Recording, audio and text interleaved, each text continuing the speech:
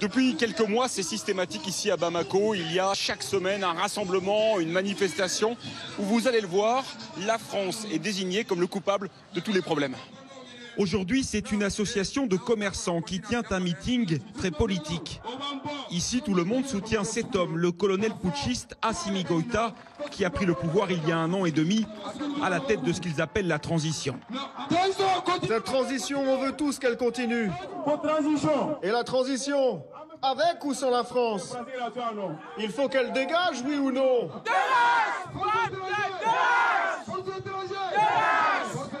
Pour eux, la France est coupable d'ingérence quand elle exige des élections démocratiques. Coupable aussi de ne pas avoir réussi à rétablir la sécurité. Il faut reconnaître ça, la France a échoué dans sa mission au Mali. 8 années sans aucun résultat. Les villages, ça brûle. Les enfants meurent chaque jour. Mais et ça, c'est à cause de la France? Mais ils sont là pour combattre ça, ils sont venus pour ça. Depuis janvier, les manifestations anti-françaises rassemblent des milliers de personnes.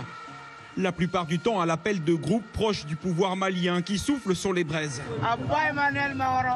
Ce qui a changé aussi, ce sont ces nouveaux drapeaux qui ont fait leur apparition. Vous pouvez nous expliquer ce que c'est? C'est le drapeau russe. Le drapeau russe? Comment ça se fait que dans un rassemblement aujourd'hui à Bamako, il y a un drapeau russe? Ils sont venus nous aider dans notre combat, surtout au Sahel. Donc on est obligé de les soutenir.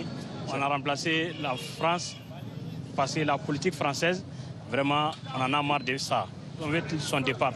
Tout de suite, on signe et puis ils partent. Aujourd'hui à Bamako, il y a très peu de voix dissonantes qui osent contredire ce discours anti-français. Bonjour. Bonjour. L'ancien ministre de la Justice en est une. Il a perdu son poste lors du coup d'État et affirme aujourd'hui que la junte utilise la France comme bouc émissaire. Quand on monte un bouc émissaire, on oublie les problèmes qu'on a. Au lieu de s'attaquer aux vrais problèmes, le problème de la sécurité, ce n'est pas à la France de faire la guerre aux terroristes. La France vient nous appuyer, nous aider. Ce que moi je crains, c'est que les autorités françaises soient excédées, disent bon, il y en a marre, excusez-moi, c'est ça, hein, et on s'en va. Et là, ce sera... Et s'ils s'en vont? Ce sera la catastrophe. Pour moi, ce sera l'Afghanistan.